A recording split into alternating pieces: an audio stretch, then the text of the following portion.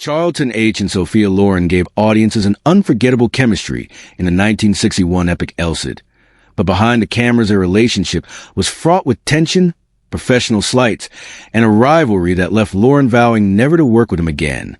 Publicly, she stayed dignified for decades. Privately, close friends and crew members reveal a very different story. Tensions began before filming.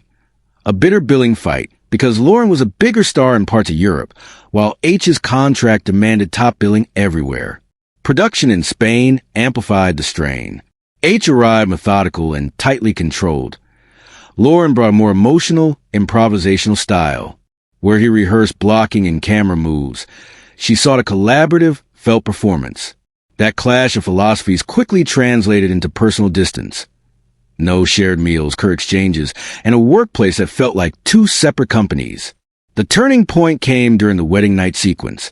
The scene meant to show Jimena's first thawing toward Rodrigo. Loren prepared for close-ups that would reveal her character's inner change.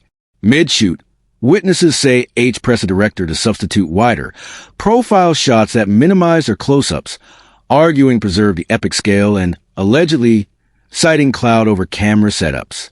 Mann tried to compromise and film both versions, but Loren saw the move as an intentional undermining of her performance. She broke down after the day's shoot. Crew recall it was the only time they saw her cry. Post-production delivered the final blow. At a screening in Rome, Loren discovered many of her key emotional moments, including a crucial monologue, had been shortened or cut, and the sequence now favored grand vistas over her face. Sources say H visited the edit suite and influenced producers to trim her scenes. When Loren appealed, she found the director overruled and producers siding with expediency and the male lead's judgment. After Exposé wrapped, professional courtesy evaporated. Communication became indirect and minimal. Both stars continued their careers, but the rift shaped choices and reputations. The film's enduring romance for audiences masked a tense reality. Two powerhouse performers who delivered cinematic magic while quietly battling each other about respect, creative control, and what it means to be seen. Their on-screen love story lives on, but the making of Exposé remains a cautionary tale about ego, power, and the cost of sidelining a co-star's voice. Anthony was apologetic, but helpless, very recalled. Sophia, you gave a beautiful performance, but the backers are nervous about the film's commercial prospects. They're sided with H because of his track record in epics. For Loren, that was a final insult. Her role, already secondary to H's, was trimmed in the edit until it became little more than a beautiful face watching the hero. Those who knew her say the betrayal stung far deeper than any set tension. It changed how she managed her career. From then on, she demanded directors she trusted and fought for contractual protections for her performances. When Exposé premiered, the public saw spectacle and success, battle scenes, grand set pieces, and H's commanding presence. Critics praised the scale. Audiences loved the hero. But few noticed the human cost. Loren's emotional work was largely erased in the final cut. Compliments for her beauty and poise rarely acknowledged the depth she had tried to give Jimena. The press tour was a study in polite hostility.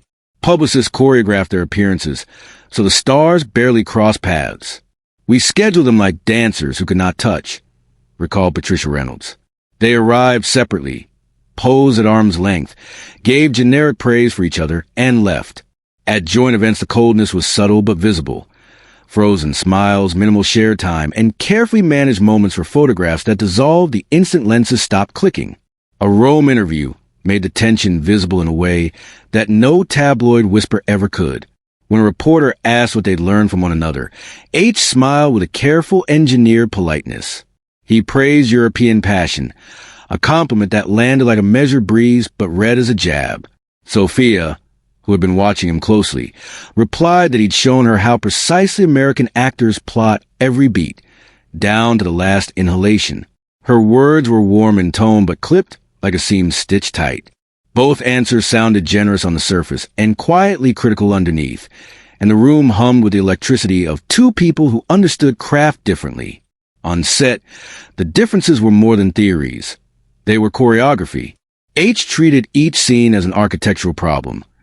The movement, the lighting, the placement of emotion in the frame. He would mark his script in a precise hand, circle beats, measure silences on a stopwatch. Loren moved like someone improvising a long conversation with the world. A riff here, a small, unguarded laugh there, letting the camera catch whatever truth surfaced. Crew members would watch, sometimes breathless, as two methods brushed against one another and produced sparks. Where H built an effect, Loren made a doorway into feeling. They both loved the work. They both loved the film. Yet love does not always equal ease. When promotional obligations ended, each retreated to the territory that suited them best. Offers to reunite were politely declined. Industry insiders read the subtext. Not every great on-screen pairing translates off-camera. Over the decades, Loren quietly excised H from the stories she told about her life.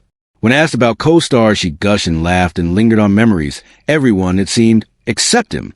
When H's name came up, her answers tightened. She steered interviews elsewhere. It became a curious pattern. Lavish praise for others, omission for him. At retrospectives and tributes, Cid clips were brief. Loren acknowledged the film's scale, but never celebrated their partnership. Those who watched closely saw a deliberate absence, a private, lifelong rebuke composed not of words but of silence. From H's side, colleagues described a different temperament. He prepared obsessively and kept a certain distance, convinced that mystery was part of the contract between star and public. "You don't give everything away," he would say.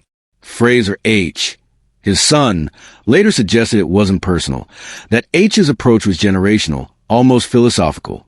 Control over intimacy, mastery over abandon. Directors who worked with both saw the clash as artistic, not merely personal. Anthony Mann likened them to two instruments in different keys. H the architect, Loren the jazz musician. Both brilliant, both necessary. That mismatch explains why their methods never found harmony, even when the cameras made them look like they had. There were small, telling moments that never made the glossy pages. One night, during a difficult sequence, Loren stepped off camera and laughed to herself. A soft, incredulous chortle at the absurdity of a life arranged in takes. H watched from across the soundstage, drawn and despite himself. He walked over and said something small and exact about the way the light had fallen on the prop table. She nodded, surprised.